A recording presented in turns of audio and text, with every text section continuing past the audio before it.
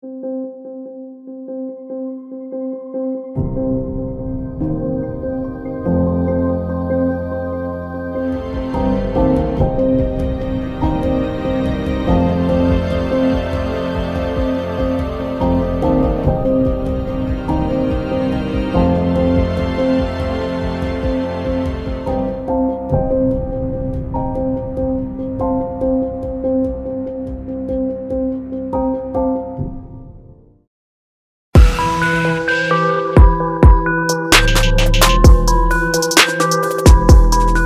síndrome do pânico, ela faz parte dos transtornos de ansiedade.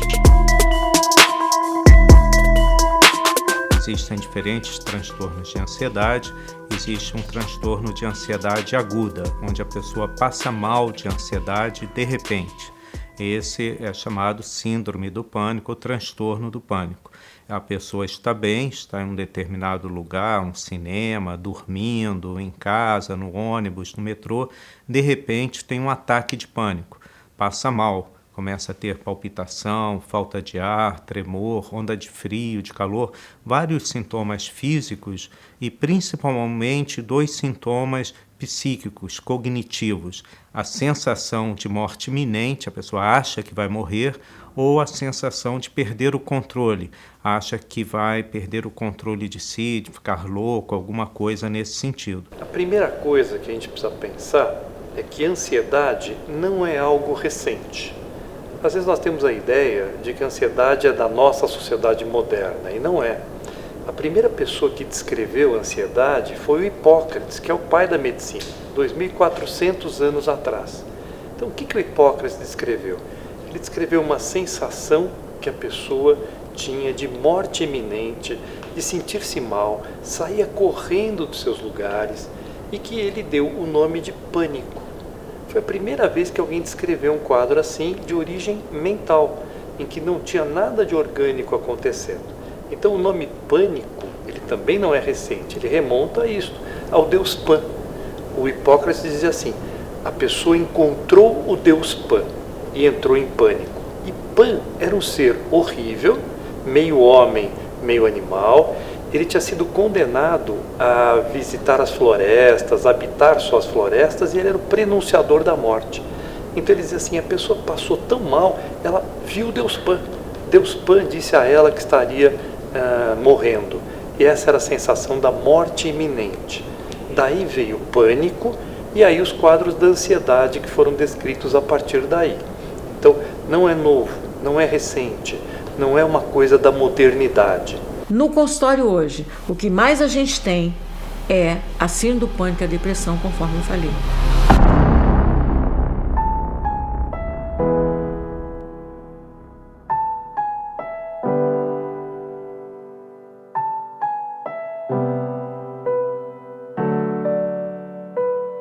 Se a gente for fazer uma pesquisa, né, digamos assim, com as pessoas que tiveram síndrome do pânico, que elas não foram assim tratadas, digamos assim, né? Mas vamos colocar essa pesquisa, que não foram tratadas, você vai perceber que elas são definhadas, abatidas, sem nenhum sucesso, elas são engessadas, são pessoas pessoas que têm toda hora síndrome do pânico. Não adianta dizer vai passar. Porque a síndrome do pânico demora 10 minutos, 9 minutos, no máximo 15, a pessoa entrou em desespero, né? Porque isso, imagina esse estômago todo. Muitas vezes chega na emergência e tudo já passou. Como coach, a gente entende que a pessoa tem que viver para atingir alta performance 60% no presente, 10% no passado e 30% no futuro. A pessoa que tem a síndrome do pânico, esse indivíduo, ele está vivendo muito mais no passado do que no presente. Então ela não consegue imprimir no presente ações que levem a ele a atingir alta performance no futuro. Ele está revivendo aquela situação. E isso gera um pico de ansiedade. Isso vai gerando ansiedade na pessoa, a pessoa vai tendo esses picos de ansiedade e não consegue se controlar. E nisso ela se enclausura, ela se protege e ela não consegue agir, ela fica paralisada. No período que eu me tornei cantora, depois de uma segunda viagem que eu fiz para a Europa, eu fiquei longe dos meus filhos. meus filhos ficaram em Cuiabá com o pai, e a ausência dos meus filhos, mais os problemas de sobrevivência, porque quem é artista sabe do que eu estou falando. Então, eu comecei a sentir sintomas de depressão, síndrome do pânico e, por fim, transtorno de ansiedade. Só que eu sempre me senti uma fortaleza, sempre tive saúde, nunca me droguei. Então, assim, o que será que está acontecendo comigo? É uma sensação muito ruim o ataque de pânico. Em geral, dura de 5 a 20 minutos. Ele piora nos primeiros 10 minutos, depois vai se atenuando até desaparecer. Mas é algo tão desagradável que a pessoa logo procura uma ajuda médica. Em geral, uma emergência, achando que está tendo um infarto, que está tendo um AVC, um derrame cerebral. A pessoa vai procurar uma ajuda médica e, quando chega no hospital, ou poucos minutos depois, já não tem mais nada. Mas aquela impressão ruim, o medo de passar mal de novo, de ter novo ataque de pânico, permanece. Até porque o diagnóstico muitas vezes não é feito tão rapidamente como eu estou falando. A pessoa passa mal, vai num médico, em outro, em emergências, até descobrir que o que ela está tendo são ataques de pânico. Ele fala mesmo como se o céu fosse desabar. E eles não são psicóticos. Eles não estão falando que o céu vai desabar. A sensação é que o céu vai desabar. E a gente pergunta a esses pacientes, mas me fale um pouco do que está acontecendo com você, assim, em termos de angústia, se você pode falar um pouco, assim, um pouquinho mais do que acontece, não só dos sintomas físicos, mas como é dentro da sua casa, o que está acontecendo nos seus pensamentos. Ele não sabe dizer. Sabe por quê? Olha que coisa fantástica. Porque a angústia dos pensamentos anterior, a angústia dos pensamentos, o sofrimento do pensamento, o sofrimento do que eles passaram com o filho no hospital, do que eles passaram com uma separação, com a traição, assim, de deixar aquela família totalmente abandonada, uma notícia de câncer, um processo de tratamento de câncer. Eles têm tudo isso aqui para contar. O que eles não sabem é por que não me deu no período que eu estava vivenciando. Por que isso não me atacou no período em que eu mais estava desesperado?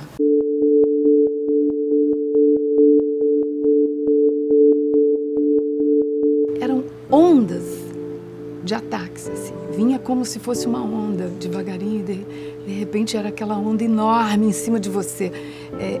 Uma espécie de invasão, como se alguém estivesse te invadindo para te deixar bem dolorida na alma, sabe? É uma coisa assim, de alma, que somatiza, você somatiza aquilo instantaneamente. Aí, para você sair daquilo, então, e não tinha hora. Eu podia estar andando na rua, eu podia estar na igreja, eu podia estar comendo, vinha aquele negócio assim e me paralisava mesmo. Porque você fica paralisada, você fica prestando atenção para que hora que aquilo vai sair de dentro de você. O quadro de pânico, ele realmente, para quem tem, ele é terrorífico. E ele não é tão raro, ele atinge 2 a 3% da população. Não é uma coisa assim tão pequena. Então, 2 a 3% da população vão ter ataque de pânico em alguma época da sua vida. Homens acabam sofrendo mais com as questões de trabalho e de situação financeira. Mulheres acabam sofrendo um pouco mais com os relacionamentos familiares e afetivos. Mas, de uma forma geral, o pânico está associado com épocas em que essa pessoa se sente insegura por alguma razão. A palavra medo, ela aproxima o ser humano. Isso sem os dois, no caso, as duas pessoas conversando, falarem, tá? Assim, você falou sobre o medo, então o meu consciente já mostrou que eu vou te atender porque eu também tenho medo. Não necessariamente precisa ocorrer isso. É automático. A gente sempre, ou quase sempre, dependendo da personalidade, entre o bem e o mal, a gente está sempre acolhendo os medrosos. O medo, quando ele adoece, ele traz transtornos. Engraçado, parece duas faces da mesma moeda. E são palavras minhas. Pelas experiências que eu tenho, eu consigo fazer um arranjo de palavras para que os ouvintes tenham condições de compreender, tá, como realmente ele pode classificar quando ele está com medo e quando ele está doente. Quando o medo adoece, quando ele fica doente, é esse o momento de você negociar tudo com ele. Porque o medo doente é um medo descontrolado. Então, quando você não tem motivo algum, você está numa festa, programando essa festa, seu neto vai nascer, está tudo certinho, você vai a uma festa em que você vai botar o melhor vestido, você se maquiou e está da melhor maneira possível dentro do teu olhar, você ganhou um emprego legal, está num emprego legal, tem uma estabilidade de vida. O que a gente chama de desamparo está ali dentro de um certo equilíbrio, está disfarçado, porque o ser humano ele é atravessado mesmo pelo desamparo. Mas quanto mais apoio, mais esse desamparo fica de lado para que ele possa ter o equilíbrio. Nada está acontecendo na vida daquela pessoa. Inclusive, essa pessoa está em plena dinâmica. E de uma hora para outra, ela é surpreendida, tá, por um ataque chamado ataque do pânico. Você está normal, daqui a pouco vem aquela coisa e você fica paralisada assim. Como é que eu vou fazer para tirar isso de dentro de mim? Porque aperta o peito, aperta a garganta, dá aquela sensação de que tem alguma coisa dentro de você assim que está te imobilizando. Você não consegue. E aí, se você é uma angústia muito forte e dói até no coração. Dói até no coração aquilo. E bate, e dispara. Aí você fica assim, e você começa a suar. Porque você começa a suar, de repente. Porque eu tinha 3 transtornos aí, eu acho, né? Então você fica parada, você começa a transpirar nas mãos, debaixo do braço. Você começa a ficar com a respiração ofegante, porque você quer sair daquilo, é como se fosse alguém te aprisionando ali dentro de você. Ela fica apavorada porque ela não está vendo absolutamente nada, não aconteceu nada e ela é surpreendida pelo aquele mal-estar. Um mal-estar detonador, um mal-estar monstruoso. É como se eu, de uma hora para outra, sem ser real, tá, me encontrasse com um coringa. E esse coringa, ele apareceu para mim, só para mim. As pessoas que estavam comigo não viram. Eu estou mostrando o coringa, que eu estou apavorada, eu não sei por onde ele vai passar. Eu não posso mostrar o coringa para ninguém, porque quando eu mostro, é aquele coringa, todo mundo me ajuda. Mas quando eu não posso mostrar que eu estou vendo, não estou falando de alucinações, nem estou falando de delírios, tá? Estou falando de uma imaginação bem consciente, vamos falar assim, né? Eu estou apavorada, eu estou num estado de morte. Uma pessoa, imagine assim, uma pessoa que está sendo levada, tá, para uma execução. No corredor da morte, ele vai para uma execução, ele sabe que ele vai. O que essa pessoa vai sentir? Ela vai sentir, quer dizer, assim como quem está tendo o ataque de pânico, eu estou fazendo um paralelo, tá? Ela vai ter sudorese, que é o suor intenso. Quando vocês se perceberem nessa situação, vocês vão ver que isso aí se chama síndrome do pânico, que é uma doença que está mostrando, está declarando que você está doente do medo. Você está doente do medo. Então você tem sudorese, que é o suor intenso, boca seca, dor de cabeça, enjoo, pensamentos de morte, pensamentos de um mal súbito que pode vir pior e vai levar você a ter um ataque do coração. Olha só, isso é pensado. Vou ter um ataque do coração, me leva para o hospital. Eu contraí uma giardise no Rio Grande do Norte. Como afetou o meu sistema nervoso central, eu comecei a sentir fraqueza, né? Porque eu estava, por mais que eu comesse, as vitaminas eram absorvidas. Eu também comecei a sentir diarreia, que eu não sentia vômito nem nada, então não podia ser confundido com desidratação, nada disso. Mas eu comecei a sentir no meu estômago uma espécie de gastrite, que eu não sabia que era gastrite ainda, porque quando eu comia, meu abdômen dilatava, meu estômago parecia que tinha um balão dentro e eu começava a sentir tontura. Então eu falei, gente, será que eu estou com algum problema no cérebro? Então, o hipocondrismo começou aí. Fui no neurologista fazer exame de cabeça. Eletroencefalograma, nada. Bom, daí eu comecei a sentir também taquicardia. Taquicardia é quando seu coração dispara. Brrr. Falei, gente, será que eu estou com alguma lesão no coração? Olha como é que foi o processo. Será que eu estou com alguma lesão no coração? Procurei um cardiologista. Não, o cardiograma, perfeito. Falei, gente, o que será que eu tenho?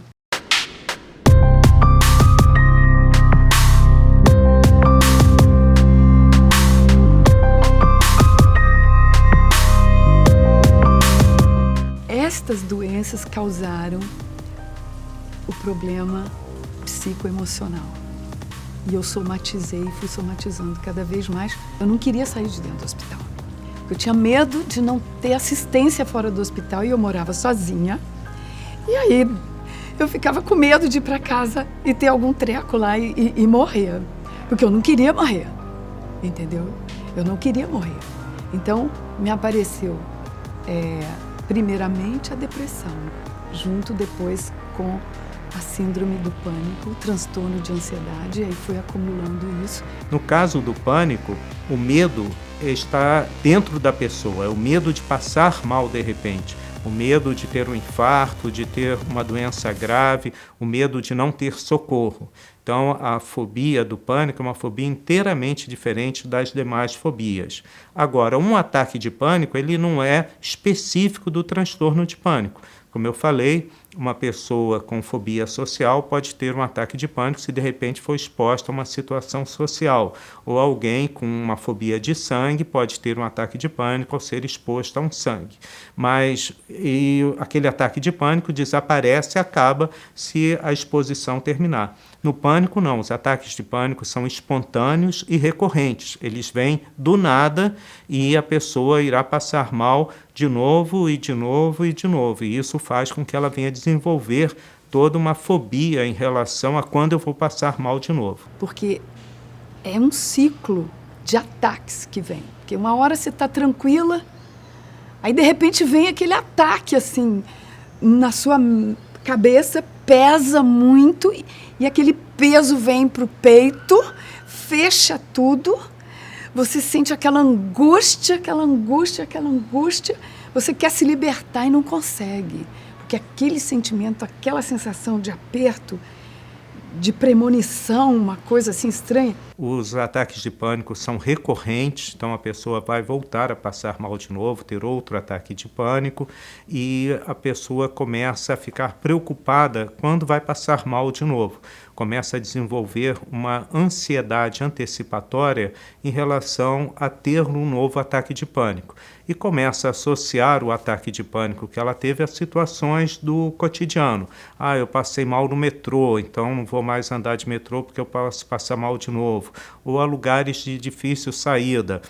Não vou pegar um trânsito, porque se eu passar mal dentro de um carro no trânsito, eu não vou conseguir sair. Começa a evitar situações onde a saída seja mais difícil, onde o socorro não chegue rapidamente. E, claro, as pessoas começam a desenvolver diferentes quadros. Às vezes alguém, o pai, a mãe, percebe dificuldades pequenas relacionadas com a ansiedade. A gente deveria conversar, em primeiro momento, com a criança, ou com o adolescente, ou com o adulto, conversar com ele de uma forma limpa, tranquila, sem preconceito. Isso é básico em saúde mental, a gente não ter preconceito em relação ao problema que a pessoa estiver passando e escutá-la. escutar, ver o que está acontecendo, como é que poderia ajudar. Como que funciona o processo de coaching? Coaching não é terapia, coaching não é divã. Simplesmente o cliente ele senta aqui na minha frente e a gente vai batendo um papo. Nesse papo eu vou identificando com as coisas que o cliente vem me passando, quais são os desafios dele. Depois de um tratamento com psicólogo ou psiquiatra ou durante um tratamento com esses profissionais da área de saúde, o coach ele vai fazer um trabalho complementar. Ele vai fazer um trabalho complementar de que forma? Nós identificamos como que está a vida dele em cada um dos 11 pilares, porque nós entendemos que esses pilares são integrados. Quando um melhora, todos os outros melhoram. Quando um piora, todos os outros pioram também. Qual é o candidato à síndrome do pânico? Tá? O candidato à síndrome do pânico geralmente são aquelas pessoas que a ceia de Natal quem vai fazer sou eu. Eu que vou ficar no hospital cuidando de fulano. São os cuidadores, são aqueles bonzinhos mesmo, não são os bons. Aquelas pessoas com dificuldade de dizer não. Aquelas pessoas que estão sempre inseridas como ajudadores. Estão sempre presente em uma situação de risco do outro. São características do ser humano que tem, assim, que é forte candidato a ter a síndrome do pânico. Primeiro, essas características, tá? Dificilmente eu vi em consultório, pessoas com facilidade de dizer não terem síndrome do pânico. A psiquiatria não sabe o que causa nenhum transtorno mental, inclusive o transtorno de pânico. Mas nós temos algumas pistas. A pista principal é o fator genético hereditário. O transtorno de pânico, muito provavelmente, é um transtorno hereditário. Ele tem uma influência genética muito grande. E todo psiquiatra acaba recebendo sempre parentes de primeiro grau de pacientes com pânico que têm pânico também. Então, a influência genética é muito grande. Outros fatores parecem influir, como situações de muito estresse, de ansiedade, parece desencadear em pessoas com uma genética predisposta para isso o transtorno de pânico. Mas, sem dúvida, eu posso afirmar que o transtorno de pânico é um transtorno hereditário. A influência genética é muito grande. Talvez os fatores estressores que a gente tem vivido, e cada vez a gente dá conta do estressor, de pequena intensidade e longa duração. Isto é muito ruim para a ansiedade. Isso é ruim para o cérebro como um todo, ele diminui o tamanho do neurônio, o neurônio faz menos conexões com os outros neurônios a partir desse estressor crônico. Então a pessoa, quando tem, por exemplo, uma situação financeira que não vai bem há um certo tempo, as situações de emprego, as situações de relacionamento, as situações de casa, do dia a dia, quando elas perduram por alguns meses, elas vão tornando essa pessoa muito mais vulnerável a uma série de situações. Mas então, não entenda que isso é novo, isso é bem antigo, sempre existiu, e a gente até pensa que nos últimos anos houve um aumento da ansiedade, isso sim, sem dúvida nenhuma, pelos fatores estressores hoje que são maiores. Mas não é algo novo. E eu acredito que no DNA essa bombinha relógio vem, e todos nós temos, e o estopim geralmente está do lado de fora, na minha opinião. Eu não sou médica, não sou nada, mas o estopim vem do lado de fora também, dependendo das circunstâncias que você está vivendo e do sofrimento que você pode aguentar. Então, uma perda, a morte de algum ente querido, às vezes detona essa bombinha. E você tem que ficar alerta para não ficar pior. O tratamento do transtorno de pânico envolve 3 vertentes fundamentais.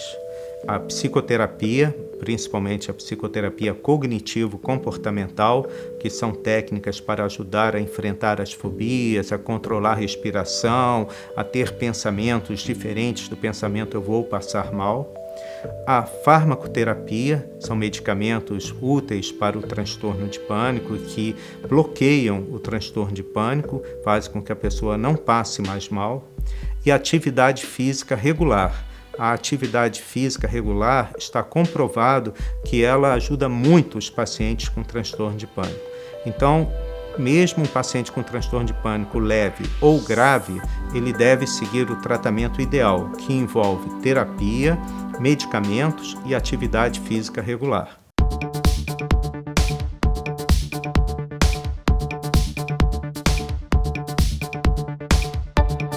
A minha mãe me deu que ela sabia que eu gostava de escrever, a minha mãe me deu uma maquininha daquelas clim, clim, clim, para escrever.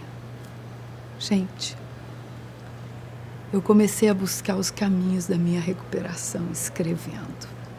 Escrevia para todo mundo, pedia emprego para todo mundo. Eu escrevia, olha, eu escrevi para políticos, eu escrevi para empresários, eu escrevi para tanta gente, contando a minha história. Olha, imagina se alguém vai dar emprego para uma pessoa que se declara sofredora de síndromes desta natureza. Mas eu queria explicar, eu queria, de alguma forma, que alguém tivesse piedade de mim, porque eu estava buscando a solução. E a solução do meu problema veio, de repente. Eu fiquei boa de uma hora para outra. Eu vou chegar lá. Então, minha mãe me deu essa maquininha, eu comecei a escrever compulsivamente. E escrevia cartas para os meus filhos, que estavam longe de mim. E, por fim, eu achei uma revista, Time, e vi uma página que tinham 3 diretores de bancos suíços. Era uma propaganda de bancos suíços. E 3 diretores apareciam na foto, o nome deles na legenda, o endereço, tudo. Uma revista Time.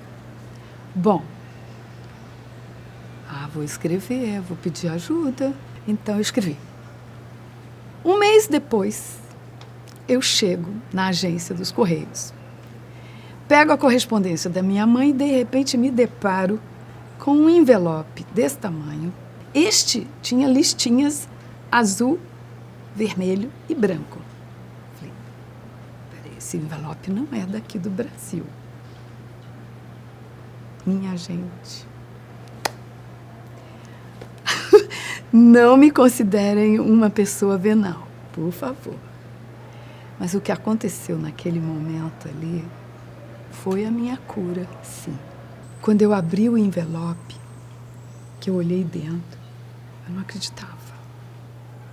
$5.000 em notas de $500.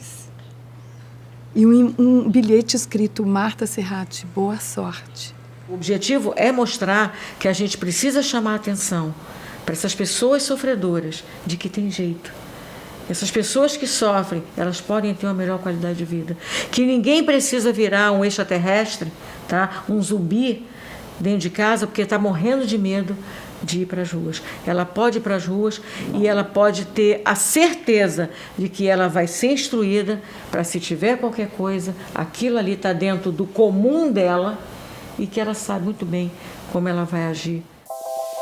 Bom, cheguei em casa correndo. Minha mãe me olhou. Ué, você perdeu o medo de andar, de correr, de andar depressa e de correr? Eu falei, consegui. Minha mãe, quando viu aquele dinheirão todo na minha mão, falou, como você conseguiu? Eu falei, recebi pelo correio agora. Então, assim, naquele momento eu descobri que eu podia correr. Que eu podia correr muito. Que eu podia andar depressa. Que eu podia enfrentar qualquer coisa neste mundo. Eu perdi o medo de tudo. Quando ela compreende que ela não vai morrer, e é dito a si mesmo, você não vai morrer. Estamos falando isso em nome da psicanálise, da psicologia, da medicina, estamos falando isso para você. O médico já disse, olha, você não morre disso. Se você for cardiopata, você vai morrer porque é cardiopata, não porque fez síndrome do pânico. Se você, agora, o que você precisa entender é que você não vai morrer disso. Eles não superam a crise do pânico, eles superam suportar terem esse tipo de coisa, de afecção, que já é uma superação. A minha sugestão para quem está passando por isso nesse momento é prestar atenção e não permitir que estes males tomem conta do seu ser. Não é só a síndrome do pânico, não é só o transtorno de ansiedade ou a depressão. Isso tudo são causas. destes outros sentimentos que tomam conta do ser humano e que não podem crescer dentro de nós, entre nós e em torno a nós.